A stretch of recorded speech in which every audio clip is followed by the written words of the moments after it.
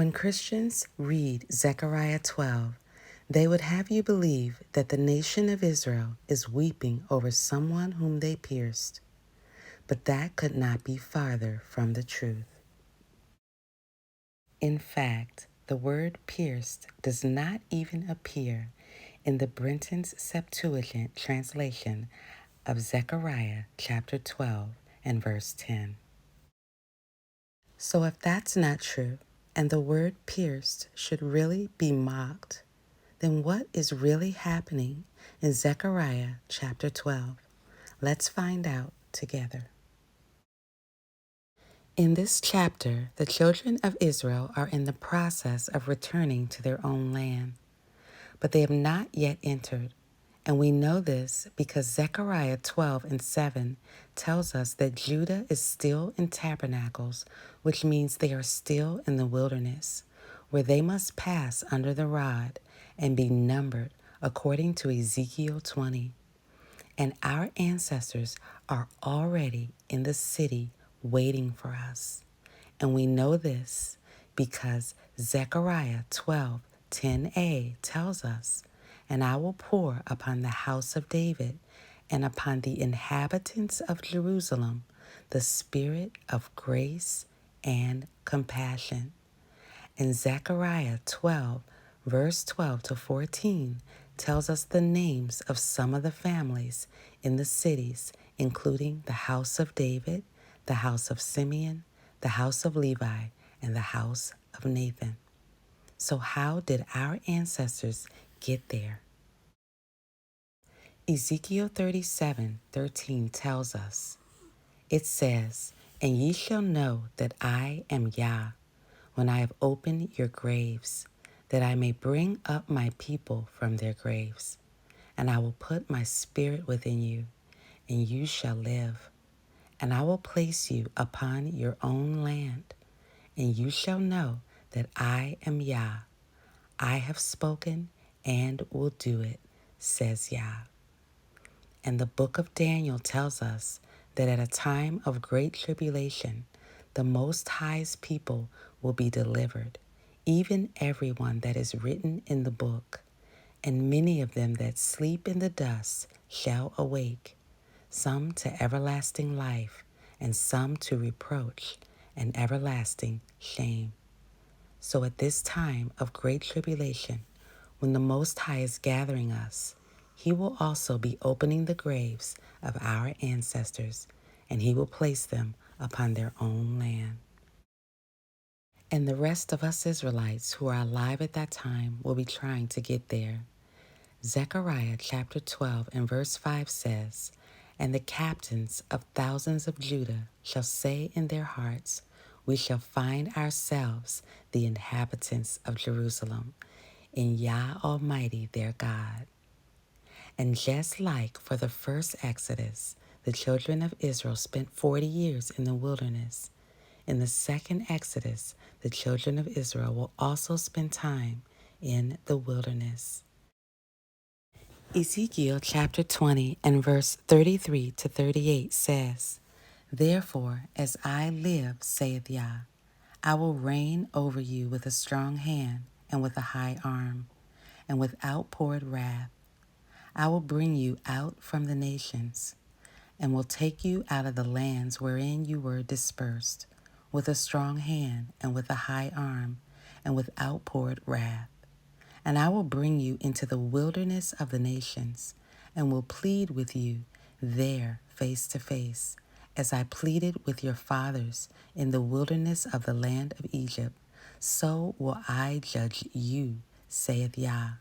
And I will cause you to pass under my rod, and I will bring you in by number, and I will separate from among you the ungodly and the revolters. For I will lead them forth out of their place of sojourning, and they shall not enter into the land of Israel. And you shall know that I am Yah, even the Most High." And this explains why the house of David and the inhabitants of Jerusalem will be mourning and crying. They are seeing history repeat itself. They remember when all of the Israelites over the age of 20 were made to die in the wilderness of Egypt, and now they have to watch 2/3 of their descendants be cut off. They will see their sons and daughters being refused access to Jerusalem. And now let's read what really happened in Brenton's Septuagint. And with our renewed understanding, it would read, "And I will pour upon the house of David and upon the inhabitants of Jerusalem the spirit of grace and compassion. And your ancestors shall look upon Yah, because their descendants have mocked Yah. And your ancestors shall make lamentation for their descendants, as for a beloved friend. And they shall grieve intensely, as for a firstborn son." And although Zechariah 12:11 in the KJV has a very different translation, Brenton's Septuagint's translation really helps you understand what Yah is doing. It says, "In that day the lamentation in Jerusalem shall be very great, as the mourning for the pomegranate grove cut down in the plain." And why does the writer mention a pomegranate grove? Pomegranates are easier to manage and produce better fruit if they are pruned. This horticulturalist says to choose 3 to 5 large stems or trunks and remove the others. And this is exactly why Israel is mourning, as they would for the pomegranate grove cut down in the plain. And Zechariah continues with verse 12. "And the land shall lament in separate families, the family of the house of David by itself, and their wives by themselves, the family of the house of Nathan by itself, and their wives by themselves, the family of the house of Levi by itself, and their wives by themselves, the family of Simeon by itself, and their wives by themselves, all the families that are left, each family by itself, and their wives by themselves." And after the Most High separates the rebels and revolters, this is what he will say to those who remain.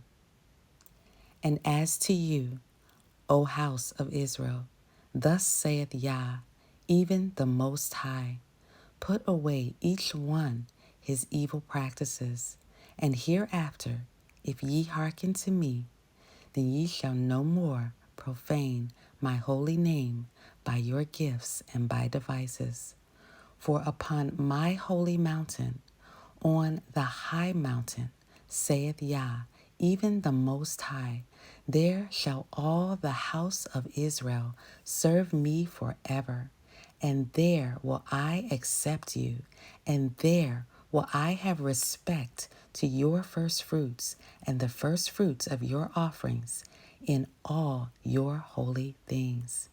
I will accept you with a sweet-smelling savor when I bring you out from the nations and take you out of the countries wherein you have been dispersed. And I will be sanctified among you in the sight of the nations, and ye shall know that I am Yah, when I have brought you into the land of Israel, into the land concerning which I lifted up my hand to give it to your fathers.